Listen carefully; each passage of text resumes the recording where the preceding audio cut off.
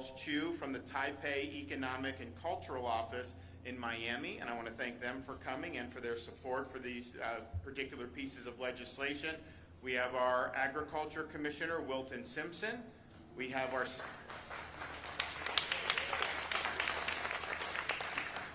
State University System of Florida Chancellor, Ray Rodriguez, with us.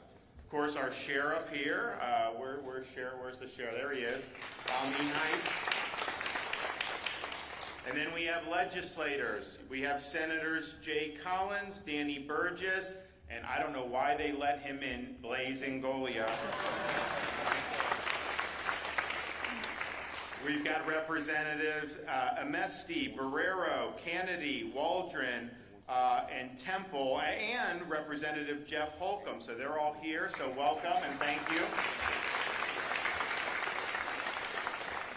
I want to thank the members of the legislature. They finished the legislative session on Friday, and I said after November's elections, when we were able to sweep in supermajorities of the legislature, that we weren't just going to be biding time. We weren't just going to be patting ourselves on the back because we had a big election victory. So we were going to put those majorities to good use, and we were going to deliver on all the things that we promised we would do. And I'm happy to report that everything we set out to achieve, we have achieved in this legislative session. And that's something that's really, really good for the state of Florida. And really a model for other states to follow and to just see that if you just stand for what's right, if you're very bold in what you're seeking to accomplish, you get the people behind you and you can accomplish an awful lot. So we've been able to do that. I mean, if you look at just what we've already signed into law with just the session ending for Friday, huge things that we've signed into law. And then even just last week, the things we did was enough to probably be what any normal legislative session would be happy to do if that was the total amount of achievements. I mean, we signed into law a number of significant measures to make sure that Florida remains a law and order state. You know, we have a 50-year low in the crime rate, and we're proud of that. We thank the people that wear the uniform for helping make that a reality, and of course we've supported our police from the time I became governor in a really, really big way. But we're also looking at things, how can we make sure we continue on a law and order path? So we signed legislation authorizing the death penalty for pedophiles. That's the right thing to do. We also signed legislation that is going to treat fentanyl dealers, particularly those who are targeting children, who are lacing candy with it. We are going to we have recognized they're killing people, they're killing children. We're going to treat them like the murderers that they are. They're going to prison for the rest of their life.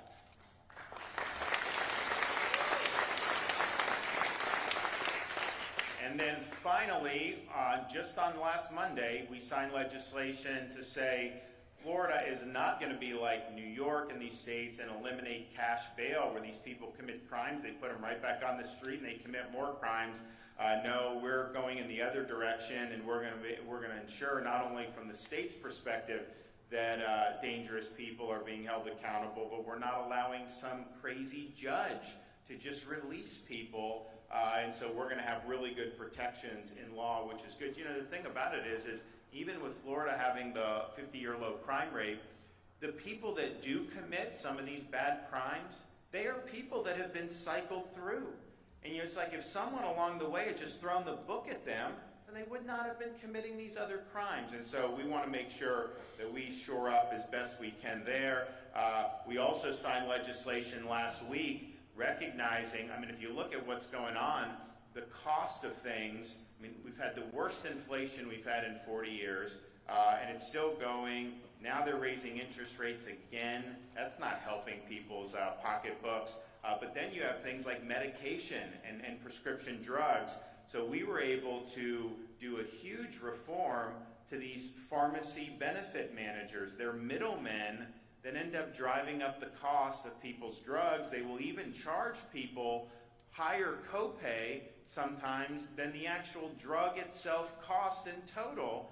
And that's not fair to consumers. It's also not good for our mom and pop pharmacies because they get squeezed as well. So that PBM and prescription drug transparency, that's going to make a difference. And that was something that the legislature was able to get through. There was a lot of lobbying against that because, you know, there's people got their fiefdoms and they make money off of it. And so they were able to do the right thing. And I think that's really, really significant. And then we also signed legislation kneecapping ESG in the state of Florida. You look at what they're trying to do with this environment, social governance, at the end of the day, all it is a facade for them to impose a partisan agenda through the economy, through corporate America and these big businesses. And they're able to try to enact policies that none of you ever voted for.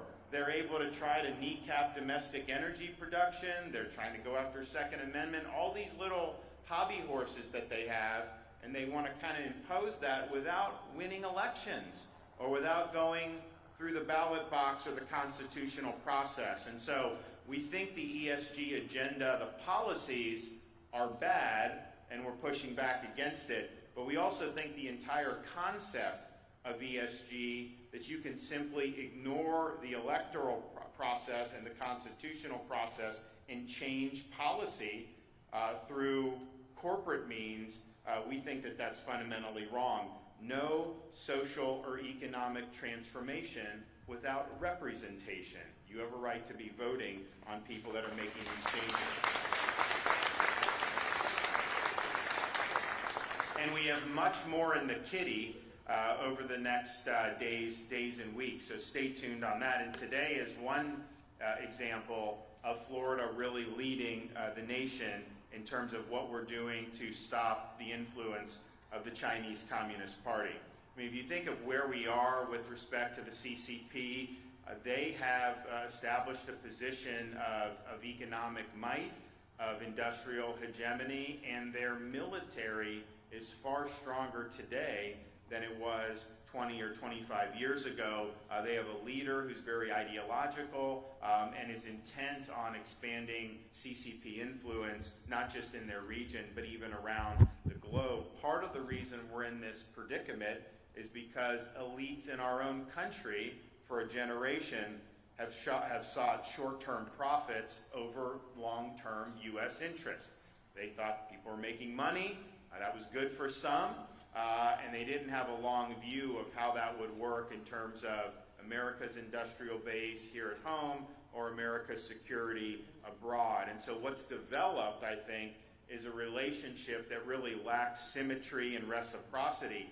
China does not do trade with us. China dumps products here, and it's very difficult for our businesses to be able to access their market. That's completely at the whim of the CCP.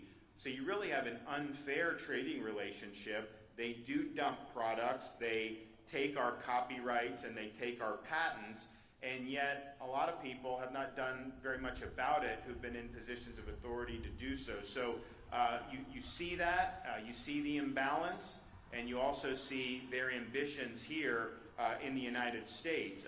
They have had a concerted effort to acquire farmland throughout the United States. In fact, they were trying to acquire land in Florida in Levy County, and that ended up not working out, thankfully, because there was some opposition. But nevertheless, you see what they're doing. And I look at things like farmland. It's important for community, it's important for business and jobs and the economy, but our food security is also national security. And so we don't want the CCP in charge of any of the food production. So when you see that, when you see what they're doing in the Western Hemisphere to expand their influence, we really need to have a unified effort in this country to deter the CCP's ambitions and their influence. And part of that is asserting our economic sovereignty. One of the things that we saw throughout the years, but COVID was, I think, the most dramatic, almost anything that you needed for COVID, and look, some of the stuff people were scurrying for in hindsight, you probably didn't need it, but people didn't know at the time, so they were doing it. I think almost 100% of it was produced in China. It was pretty close, if it's not 100%. And there's so many things that our economy is dependent on China for, and it's given them more leverage and more power as a result. So we do need to assert our economic sovereignty. Part of that is bringing supply chains home and getting more stuff here as we build up our military, which, I know this president won't do, but we need to do. You're also expanding the industrial base here in America, which we need to do to counter China. So today, we're really recognizing the threat, and we're taking action and really doing measures that no other state has done at this level. And I want to thank the legislature for recognizing that we needed to step up and make things happen.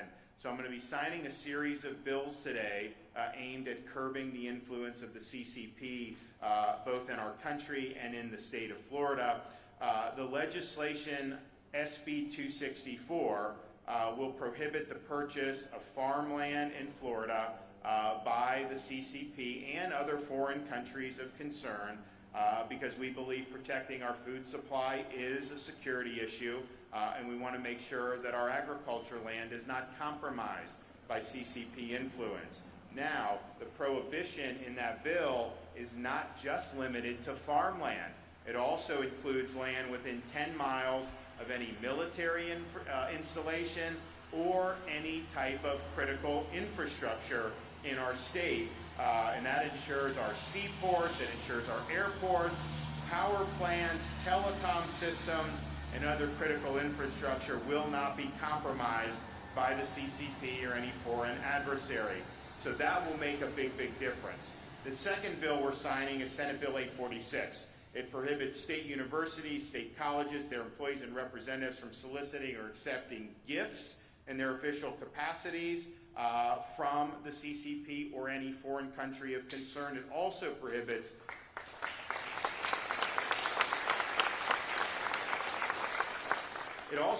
state universities and colleges from accepting any grant from or participating in any agreement or partnership with any college or university based in a foreign country of concern. And part of that is because I think the CCP has done a really, really effective job at identifying some of the soft underbelly of American society and really focusing on academic infiltration and influence. And they've been able to expand their influence in academia tremendously. Part of the reason because they're throwing a lot of money around. And so in Florida, we say, not here, not on our watch. And I think that bill is going to be something that's going to be very, very significant. We're also going to be signing SB 258. And what that does is it recognizes how the CCP has used apps and devices like TikTok to access personal information and to compile data on Floridians and on the American people. Now, we, as a state, of course, there's different things the state will have, driver's license info, all these other things, and there's certainly cyber attack attempts all the time that you're having to fight back. So you see, but what this is doing is it's blocking access to dangerous applications like TikTok on all government and education institutions, servers, and devices. Now, we did do, from the state perspective, an executive order last year that covered not just TikTok, actually covered a lot. We weren't really using that in any of our state agencies, but we made sure that was the case, as well as other related or similar applications. This codifies that in statute, but also applies it to all levels of government. So it's just not the state government, it's also local government, and it also does the state universities. And so if you're trying to get on the Wi-Fi or something with one of these CCP-backed apps, it's not going to let you go and do that. And we think that that's appropriate because we think whatever utility that these applications have is clearly outweighed by the benefit that the CCP gets from data mining and being able to collect information. So those are going to be three really, really significant pieces of legislation. It builds off what we've already done since I've been governor. We have fought back against theft and trafficking of trade secrets, with China is the top of the heap in that, and we've had additional penalties added to be able to do that. We also nixed Confucius Institutes in the state of Florida, and so these Confucius Institutes would be set up. We had one at Miami-Dade College, and it's kind of put out as like more goodwill, but in reality it's a way to put CCP propaganda onto our college and university campuses, and we clearly do not want to be in a situation where we're doing that. So today, Florida makes it very clear, we don't want the CCP in the Sunshine State. We want to maintain this as the free state of Florida, and that's exactly what these bills are doing.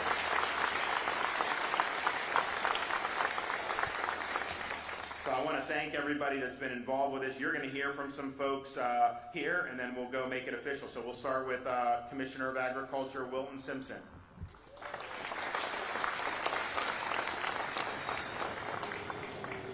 First of all, I just want to thank the governor for his work this year. Without the governor, we could not have passed these bills in our great legislature.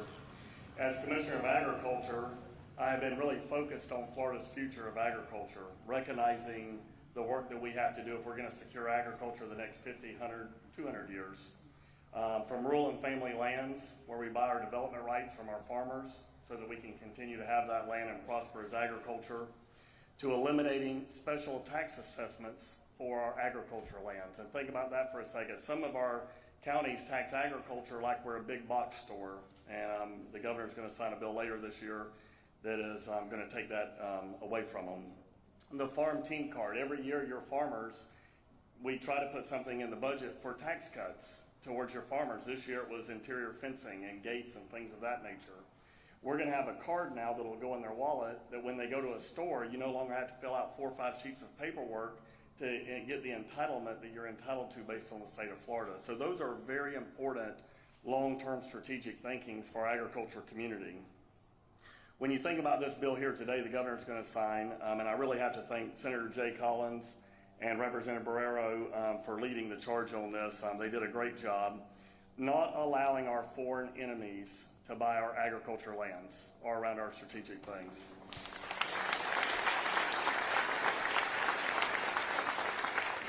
When we think of national security and we think about oil, we know oil is a national security issue. We have strategic supplies. And when it comes to food, though, we don't always think of it as a national security issue. So I challenge everyone here to think today, what would happen if there was 1 week of no groceries in the grocery store? You'd have chaos. In 2 weeks, you'd have total chaos. And so when we think about taxing food, when we think about regulating our farmers, when we think about putting burdens on the back of our farmers, that's the view that we need to look at it through. And so I'm very proud to be in the state of Florida, the free state of Florida, and I'm very proud of Governor DeSantis and the work he's doing. Thank you, Governor.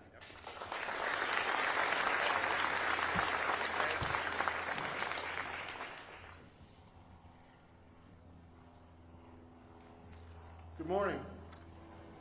Thank you, Governor. You know, Florida's known for 2 things, I think, right now. 1, we're home to America's governor, Ron DeSantis.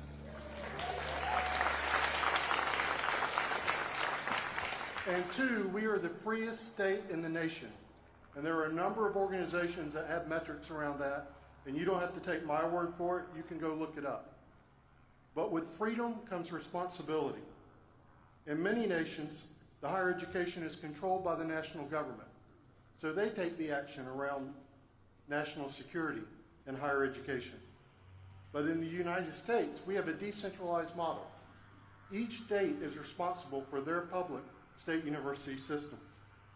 And what we know is that there are those out there who will use the academic, in the realm of academia, to pursue their own ends. And in academia is based on a foundation of collaboration and working together in the search for truth and knowledge. And that can be abused by those who seek to abuse it. The legislation that the governor will sign today, Senate Bill 864, will prevent this from occurring in our great state here in Florida. The CCP in foreign countries of concern, like North Korea and Cuba and Iran, will not have access to our academic programs after this legislation is signed. And I want to thank Representative Kennedy. This was a passion project for her, and Senator Avila for bringing this forward, working with stakeholders, and getting this great legislation passed. This is going to be a big deal for the state of Florida because we are going to lead the way for all 50 states in securing our academics and our academic community and preventing it from being exploited from those who would seek to do us harm. And I'll just close with this. Understand this. No one who opposes freedom is going to exploit the academic freedom that we have here in Florida for their own ends. That ends today. Thank you, Governor.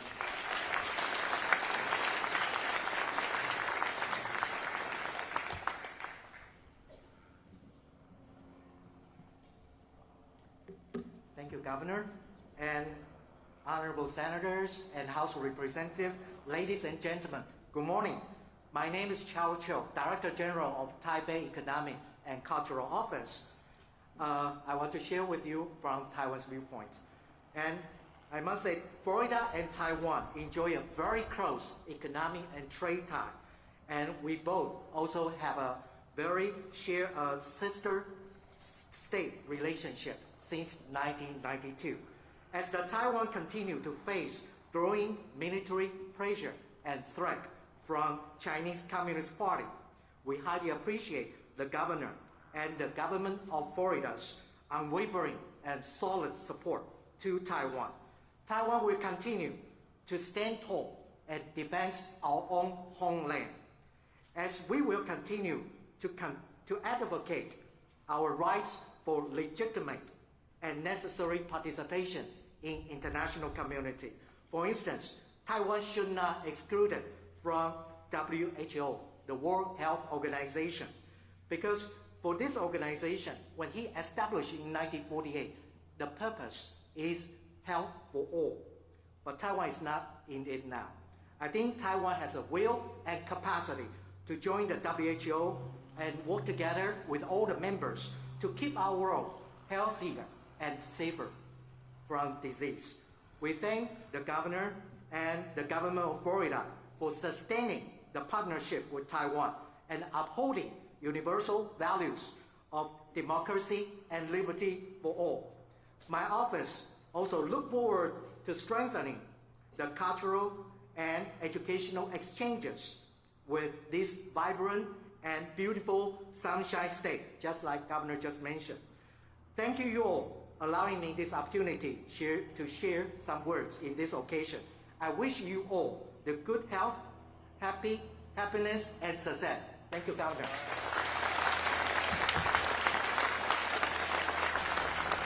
Thank you. Appreciate that. And just for the record, Taiwan wanting to get in WHO, that's their decision. But just so you know, we're going to be signing legislation here in Florida. What Biden is trying to do with the WHO to impose on our country, we are signing legislation saying none of that is applicable in Florida.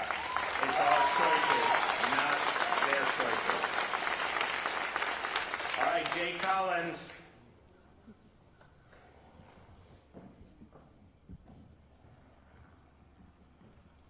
You have to excuse me, a little slow, a little hitch in the giddy up getting up here. I want to thank you all for being here today. I want to thank America's governor here. Thank you for your leadership. Leadership itself often comes down to three things: courage, candor, and commitment. The courage to do what's necessary, candor to speak the truth, and the commitment to see it through. And under your leadership, that's what we are doing here in the state of Florida. As a 23-year retired Green Beret, I've deployed around the globe, and I've seen firsthand the pain caused by countries like PRC, what the CCP does to nations. This pure power of what tyranny does in these communities is gut-wrenching. We must not forget that these nations do not stand for freedom, they do not understand or care for the American way. And as Reagan once said, we have to remember that America is the moral force that defeated communism. All those who have put the human soul itself in bondage, we must be vigilant. We have to take their words and their actions of nations like the CCP, Cuba, Venezuela, Iran, and Syria seriously. Remember that in 2017, China embarked in a new era, trying to take center stage. In 2019, it was a new long march. This is the same nation that is setting up police stations to patrol American citizens of Chinese origin. They are accelerating military development and pushing for economic dominance via initiatives like the Belt and Road Strategy. And here in Florida, with Senate Bill 264, Florida is once again leading the way. As the governor mentioned, we are stopping the CCP from purchasing real property in the state of Florida. We are blocking countries of concern from purchasing farmland. We are blocking them from purchasing real estate, real property within 10 miles of critical infrastructure. Additionally, we're stopping government agencies from entering into contracts with countries of concern, and we're protecting electronic health records. I want to leave you with one last statement. My first lesson as a Green Beret. We have to leave things better than we got it. And under our governor's leadership, and many in this state, we are doing just that. Thank you. God bless you.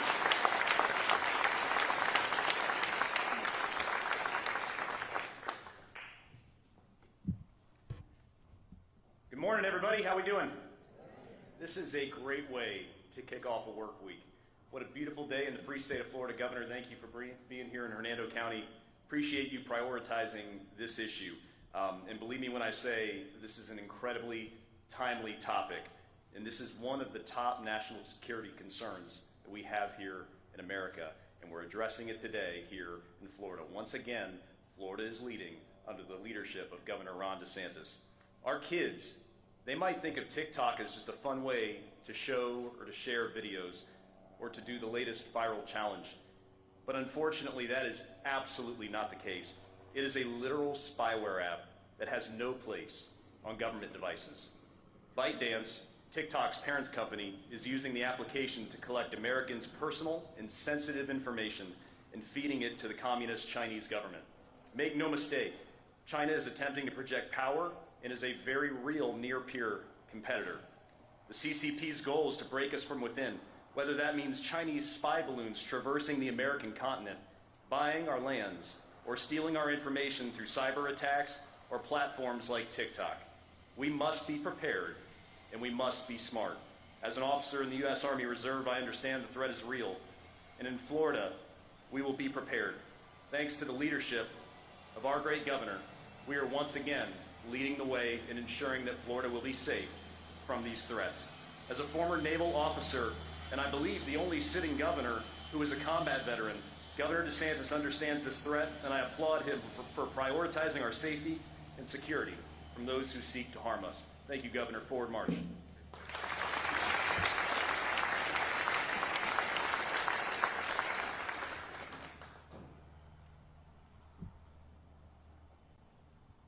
Good afternoon, everyone. Thank you, Governor, for your extraordinary leadership. We are gathered here today because once again, Florida is leading the nation. In an era where the Chinese Communist Party and other forward enemies are increasing their extensive surveillance to gain any possible advantage against the United States, it is crucial to prevent hostile forces from gaining control of social media platforms that could easily be used against us. This bill is an effective plan of action to safeguard our state against the deceitful, digital spying, and manipulative activities of authoritarian governments such as the People's Republic of China, the Venezuelan regime of Nicolás Maduro, the Republic of Cuba, the Russian Federation, the Democratic Peoples of Korea, the Syrian Arab Republic, and the Islamic Republic of Iran. U.S. intelligence experts at the highest level have warned that TikTok is a Trojan horse of the CCP. In Florida, we take this threat very seriously, and this bipartisan measure will help safeguard the privacy of our residents against hostile foreign actors who are actively working to undermine our security. Floridians shall feel confident that our state devices will now be safer from espionage and other foreign threats. Legislation was introduced, we passed a bill, and the governor is signing it today. That is responsive government for people and for a stronger America. I encourage parents, guardians, teachers, and employers to echo our sentiment that TikTok is dangerous and that is being used to undermine our country. Please tell our children about its dangers. I want to take this opportunity to thank Senator Danny Burgess for working with me on this extraordinary piece of legislation. Senator Burgess has been an incredible partner, and I am grateful for his dedication and service to our country. I also want to express my appreciation to Governor Ron DeSantis for his incredible leadership, for always caring for the security and the well-being of every Floridian. Governor DeSantis has already served our country honorably in uniform, and he continues to defend the people of Florida and our great nation. I also want to thank my colleagues in the Florida legislature for supporting this bill. This legislation is a testament to our unwavering commitment to the privacy and the safety of our residents. Today we stand here united to send a clear message to the world. There is no place for the Chinese Communist Party in the free state of Florida. Thank you and God bless you.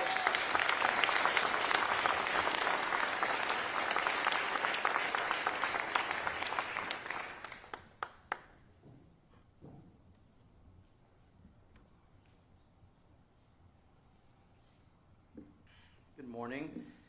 My name is David Borrero. I represent West Miami-Dade County. It's great to be in Hernando County. A little bit different. Beautiful green grass.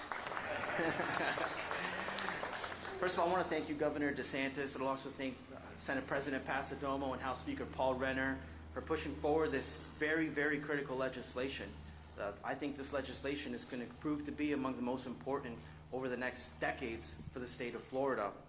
I'd also like to thank my representative, my colleague across the other side of the aisle, Representative Waldron, who pushed very hard as my private co-sponsor for the House sponsor of Senate Bill 264. With this law today, Florida provides a blueprint for our national security. See, there is no more important security than national security. And what this bill does today is it tells Floridians that your governor and your legislature want to make sure that Florida is not for sale to totalitarian regimes. That's right. See, last year, we're just getting started. Last year, Florida passed historic legislation, Victims of Communism Day, which requires Florida high school students to learn about the horrors of communism over the last 100 years, every time it's failed and every time people have suffered. This legislation continues to show why the free state of Florida will continue to build back against the totalitarian regimes around the world. Now, by explicitly banning foreign countries of concern, such as the Communist Party of Cuba, because it's not just China, the Venezuelan regime of Nicolas Maduro, North Korea, from Iran, we are saying that we are not going to allow them to hold hostage our critical food supply here in Florida. This bill also prevents the Communist Party of China from purchasing any land here in Florida. Now, we know China has one goal in mind, and that is to rise to the apex of global dominance and really to displace the United States' position of leadership around the world. But we're not going to let that happen, are we? Now, many have asked, why does Florida need this? Well, unfortunately, the federal government has not stepped up. But Florida today rises to the occasion.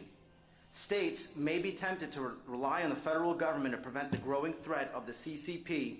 However, the efforts of the federal government so far to prevent this threat and Chinese influence in the United States has been futile. The reality is that for decades, the Chinese Communist Party has been purchasing hundreds of thousands of acres in the United States, and they have lobbied not only the federal government, but the state governments and local governments actively for contracts and to influence public policy here. But we're taking a stand against that today. This bill, it says that foreign adversaries will not have a back door to Florida's critical infrastructure. This bill prevents, I know it sounds crazy, but it prevents Florida from not being tenants to the Chinese Communist Party. And this bill prevents our food supply from ever being held hostage by foreign countries of concern. Thank you, Governor DeSantis, for prioritizing all of this critical legislation in Florida. Okay.